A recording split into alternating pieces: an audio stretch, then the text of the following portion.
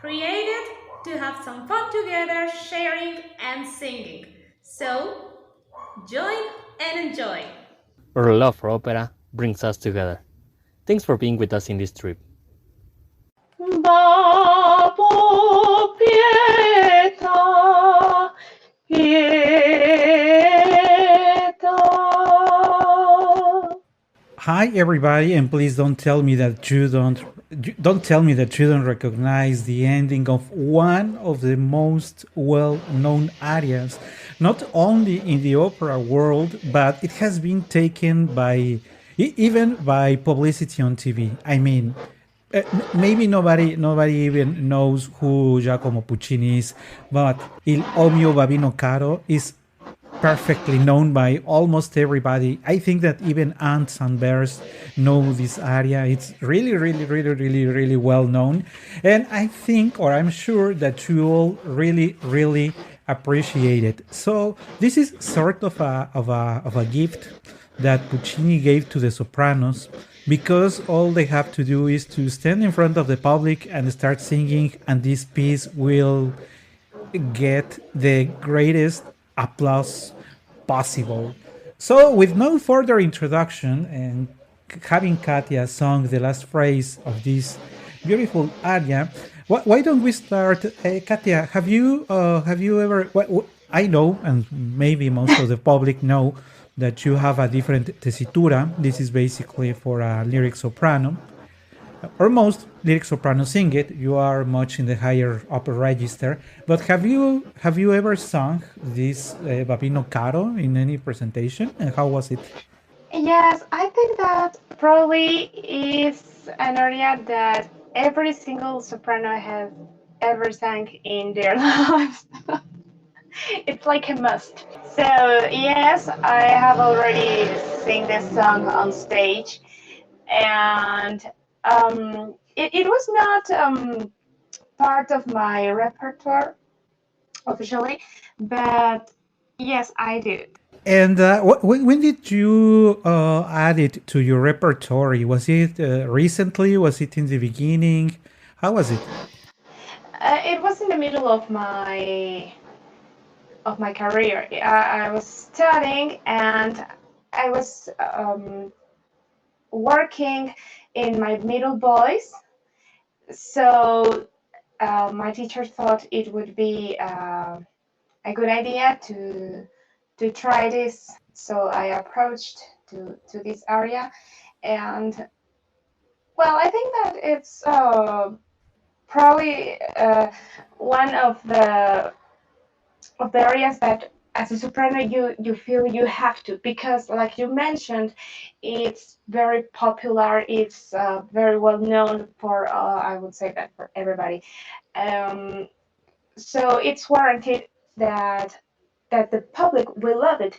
And we have talked that there is no easy music, but certainly this is not one of the most pyrotechnic song, so you can sing it relaxed. Well, in a way, and in fact, yeah, we're going to talk about the difficulties. Well, I would like to talk about the difficulties more in the homogeneity of the voice rather than in the notes. But why don't we start talking a little about, and we were joking a little about it just before we started today's recording, that Giani Schicchi is an opera that not many people know. It is true that many people not many people have ever watched a presentation of Giani Schicchi, given the reason why. It's because it is part of the Trittico by Giacomo Puccini, Suor Angelica, Gianni Schicchi, and Il Tabarro.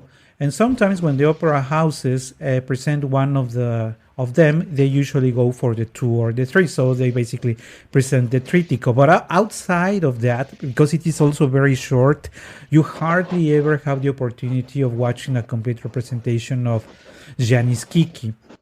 But we were also joking about the fact that truth is that the aria is so well known and it's so beautiful that nobody really cares if it is part of anything else. It gets the applause, all the credit it gets by itself. So we could tell you about the circumstances, who is Giani Schicchi, his tessitura, who is Lauretta, who has Lauretta fallen in love with. And the truth is that it really doesn't matter for the purpose of the popularity of this aria, which somehow is good because it means that because we say oh, it is easy, or as you mentioned, well, it is not as complicated technically speaking as many other arias from the same Giacomo Puccini or other composers.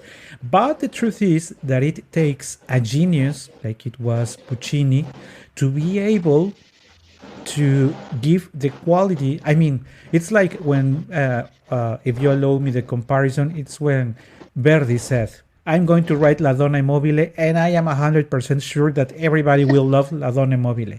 Same case for O mio babbino caro. Maestro Puccini decided to write it, and he was so sure that his music was so lovely that it was going to be a success. And truth is, he was right. It is an absolute success, no matter where, no matter who. It is also truth that even if you don't have beautiful high notes, nobody cares because the highest note, if I remember well, it's an A, it's a La. So pretty much any medium average soprano voice would be able to sing it in the case of the high notes. And in the case of the low notes, I think the lowest note is also... It's an E flat? I think, yeah. So, and it doesn't have to do a deep note, no? It is not a heavy mezzo-soprano voice going low. So, and with a lovely voice, it is very easy to get away with it. But before, I have just explained why we are not going to talk about in detail, going to the opposite side of what we are doing in this season, where we explain about what has happened here, what's in the mind of the singer, etc., etc. We are going to skip all of that because, as I just mentioned, truth is nobody really cares.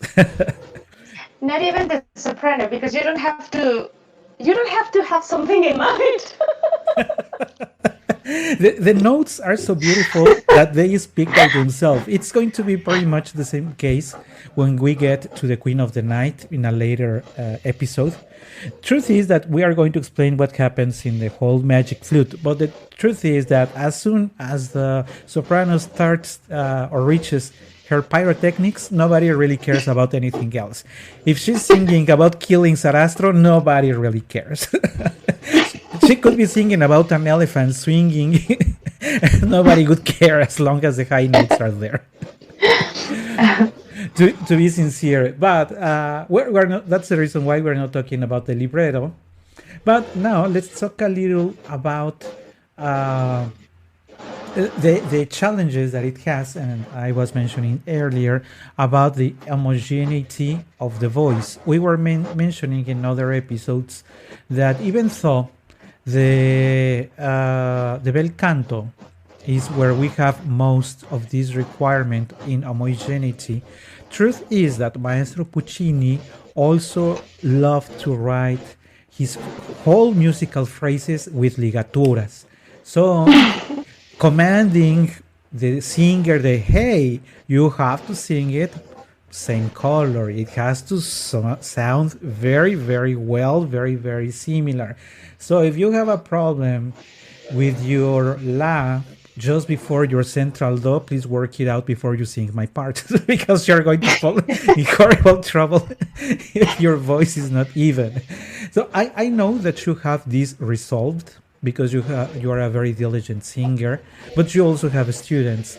So do you advise your young students when they are working on many things on their voice to go for a demanding aria like it is this one in the terms of homogeneity? Or who would you advise to a singer, when is it right to start singing something like this?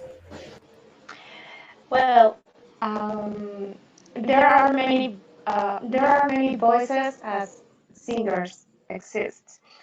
So as a teacher, you have to be pretty smart and sensitive, listening the skills and the needs of your student. Um, like I mentioned, my teacher made me work this song exactly because I have to assemble my middle low register with the middle high part. For me, this A flat, it's like where I really start to sing. It's pretty far from a high note, uh, but I have to work this color right in this part of my voice. So if I listen that I have a student that needs to do the same work, yes, I would choose this song, and probably I would start working this after understanding my notes. This solfeggio part already solved. I would start work. I would start to work this song with an M.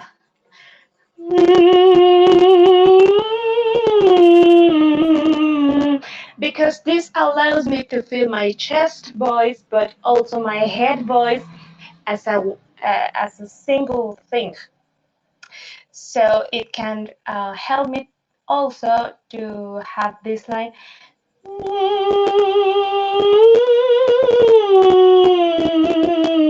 So when I start to working with my text, oh mio babbino caro, the phrase already feels like one single thing. And that is very positive that you share this tip with the singers, because many times when the singers try to construct, to build their understanding and their vocal emission for a given area, many struggle in putting the pieces together. That is the truth. If you're a singer yourself, you know that really depending on how you were taught, maybe you would take a look at it, study the music, study the notes, study the interpretation, go back, maybe trying it out first times, as we call it, marcando. There are others that go immediately for the full voice, which is something I personally don't advise. But there are several ways when you start working on it, and so you like the melody. Some would try it with a melisma, and there are different ways.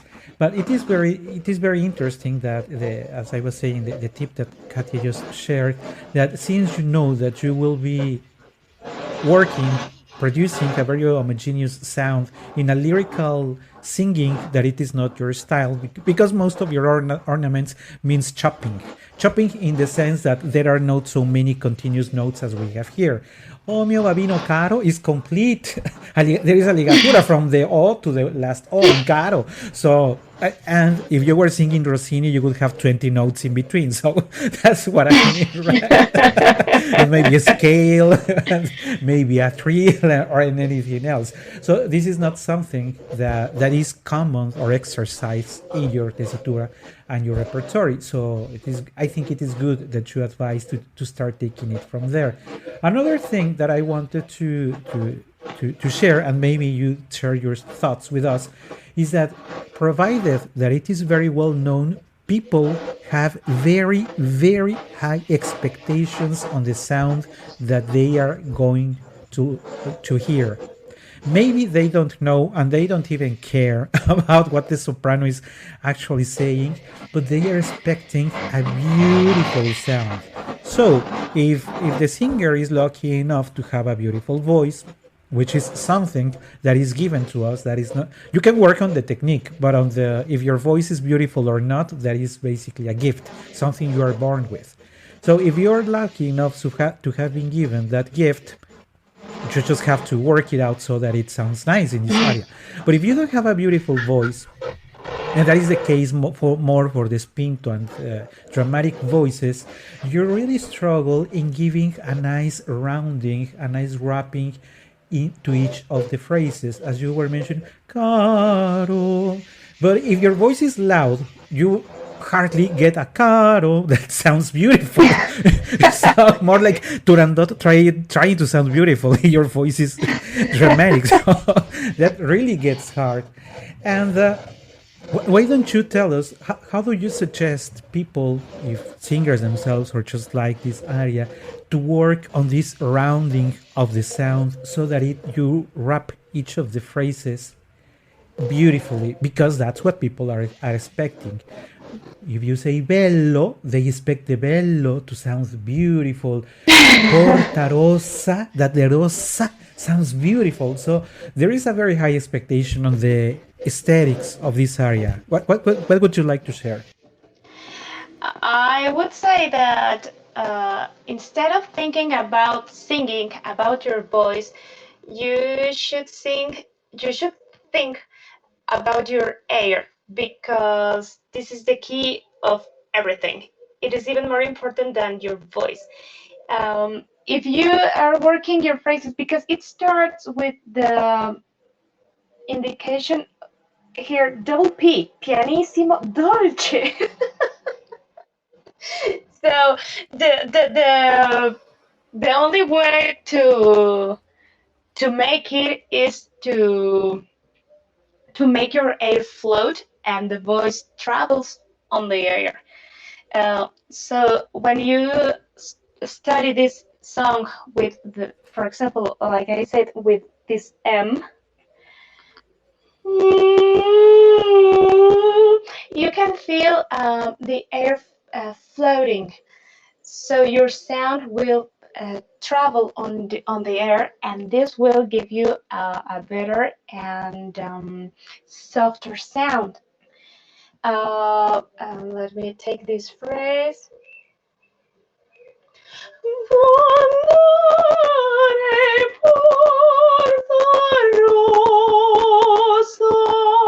If you have to control your voice because it's a pianissimo, but you can't take off the diaphragm support. You can take the volume, in the sense that you don't have to restrict your voice.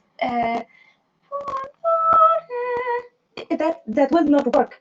You have to use more air, but this will make your sound softer.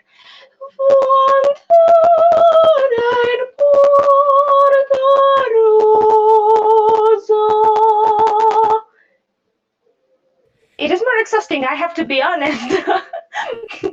If you don't have a good fiato.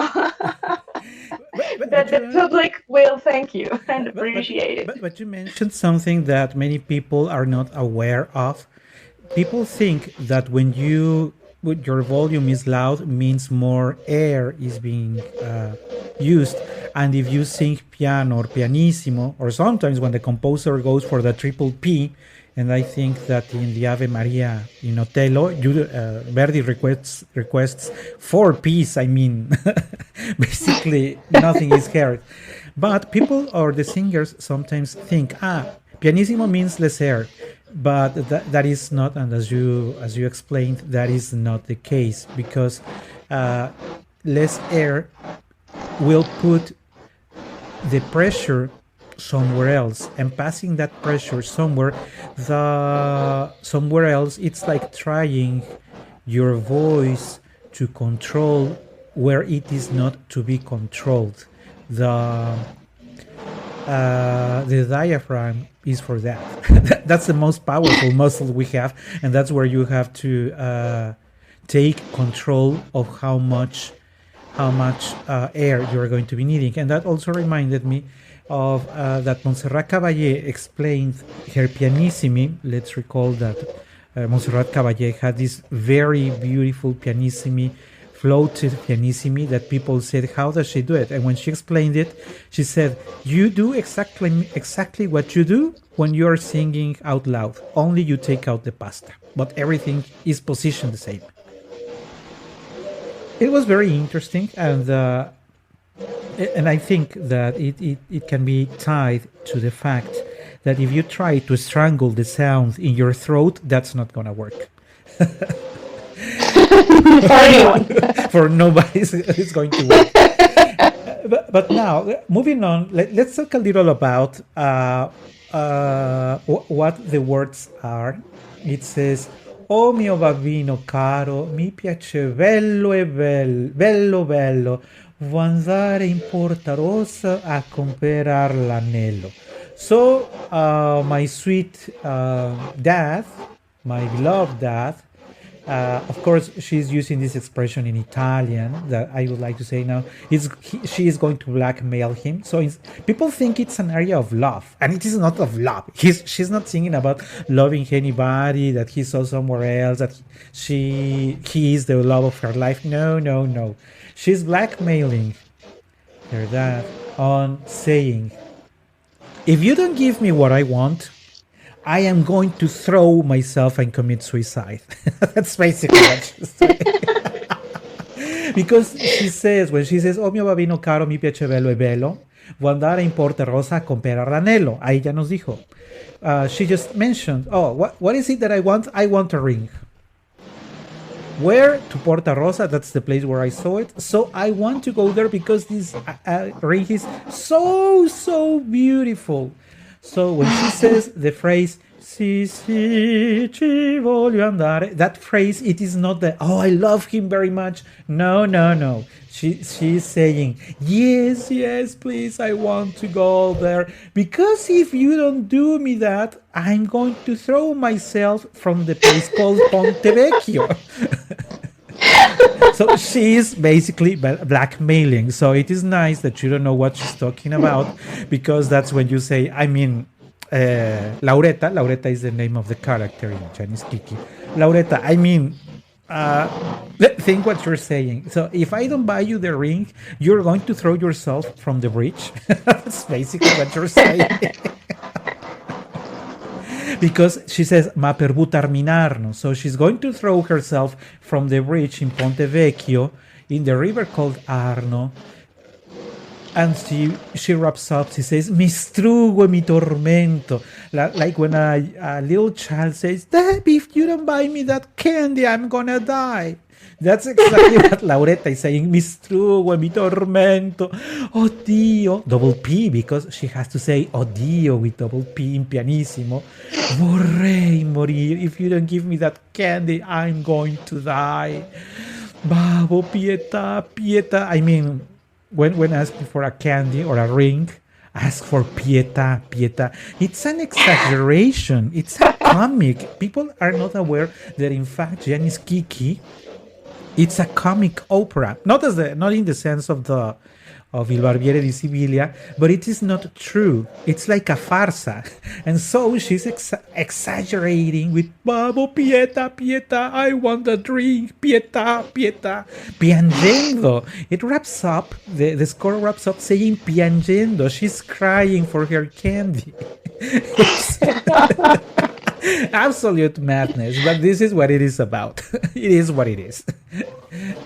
I can handle the toxicity level of this.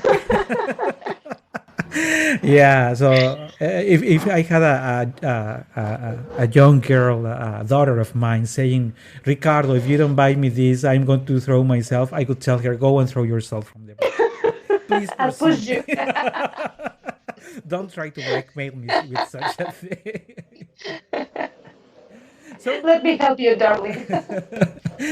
but let's be sincere. The melody is beautiful. The sound is beautiful. Maestro Puccini got 100% score and applause with this composition. But I don't know if you would like to add anything to the words or to the interpretation of it. Well, yes, I think that we have already joked a lot about this, but the truth is that you have to be in the state of mind of Lauretta. She's not being a, a girl that is singing about love, like you said, but I think that if you can imagine the way she feels, it will not be just a beautiful melody. It is. Maestro Puccini already did all the work. You just have to open your mouth. But always, as a performer, as a singer, I think that is your responsibility to communicate an idea, not just beautiful notes. So I would invite you, if you are about to sing this beautiful, beautiful song, um, that try to make a sense to yourself, and then make it have sense to everybody who is listening to you. Is there any? We have talked a lot about the homogeneity that you work well with your upper and lower register, but I was noticing, and truth is, I just noticed, and there is an explanation of why. Uh, Basically, because tenors don't sing Lauretta. That's why I have never reviewed. Well, I might be an exception sometimes, uh, but truth is that this is not a score that I review often because this is not something that I would be dealing with often. But I just noticed that when it says "Es el ama si indarno," she goes high and then goes to a diminuendo. So you have the soprano has to work in increasing the volume from ese la ma si, reaching the highest volume in the syllable amar si, and also the highest note, and then start descending to indarno. That is, when you have a well trained voice, that is something that you can do fairly well. And that is part of the reason why I was thinking that maybe for a beginner it would be not that easy, because he would, for a singer, it's much easier to sing it all in the same volume. Es el ama sin darno, instead of growing up or increasing the volume until the syllable that really matters and then start decreasing, because increasing is much easier than decreasing the volume.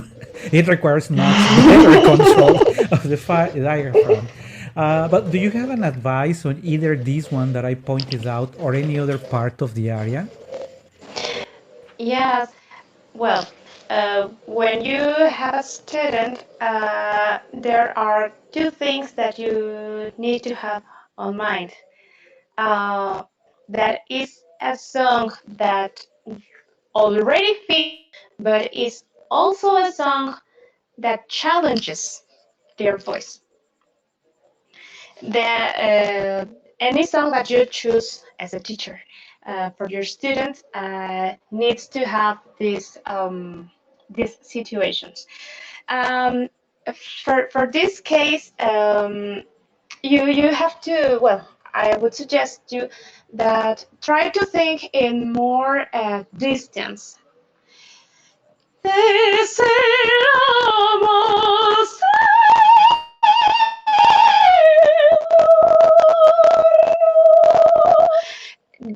note has to be as far as possible from you.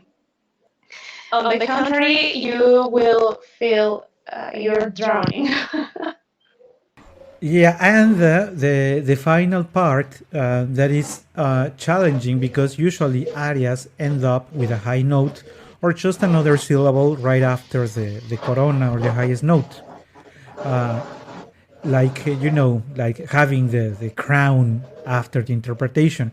But the O mio babbino caro wraps up very, very softly, because after da da da da da, Vabo pieta pieta. So even if you wanted to to show that your voice is incredible, truth is that Maestro Puccini really didn't give you much of an opportunity to do that. How do you feel? And I think it is pretty much rather of your own technique, of your own the way you like to do it. But what would you advise in the last Babo Pieta Pieta, to keep it longer, the Pieta, and maybe to decrease the volume to make a filatura? Or would you advise, or do you think that it's more effective to just say Pieta and just that? What do you think? I would choose what Puccini wrote here. you you can be tempted to make a longer note. Uh, you're not finishing this song with the most high and brilliant note as you usually does when you're a soprano. You love to finish with a glorious C or an E if it's possible. It's not the case. So you can be tempted to make a longer note, but I think this is not necessary. Um, you have already exploded in the last A flat, so I prefer to respect what is already written here in the score.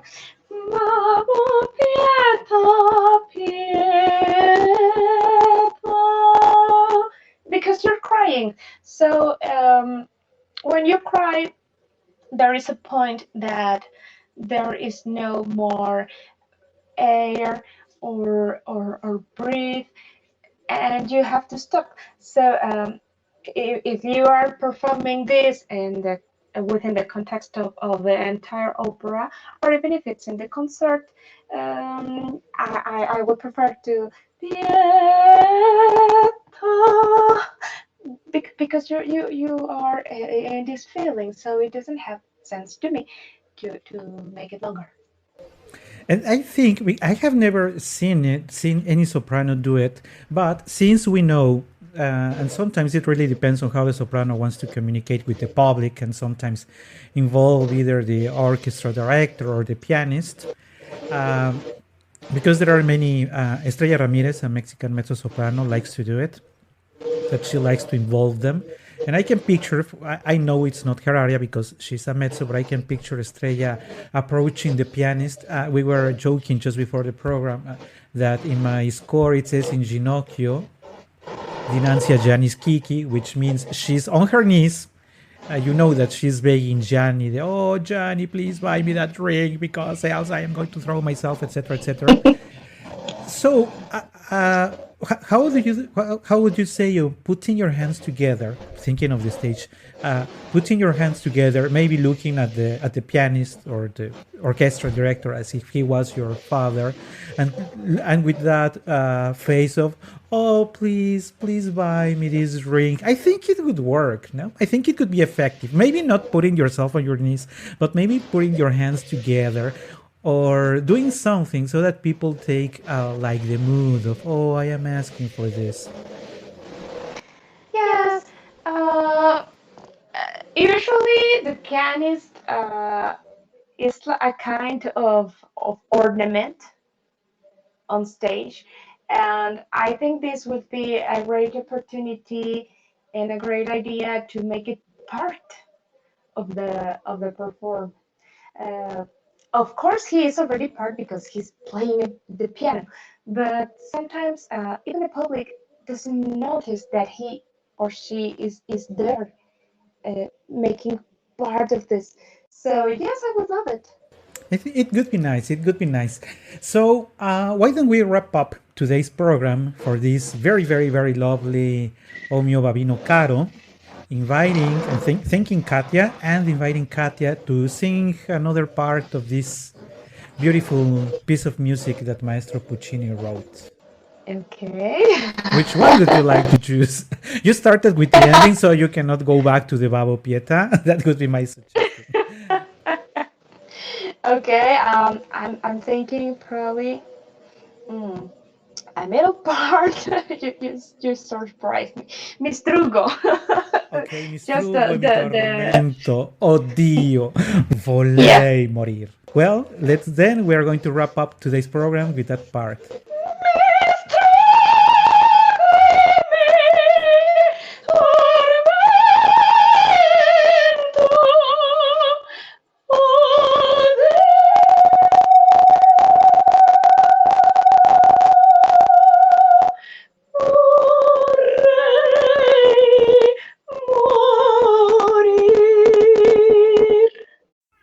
We're posting more content in our profile in Coffee. You can find us there as Opera We Love Singing, all in one word. So, go to Coffee. K as in key, O as in opera, dash, F as in foot, and I as in ice. We love to see you there.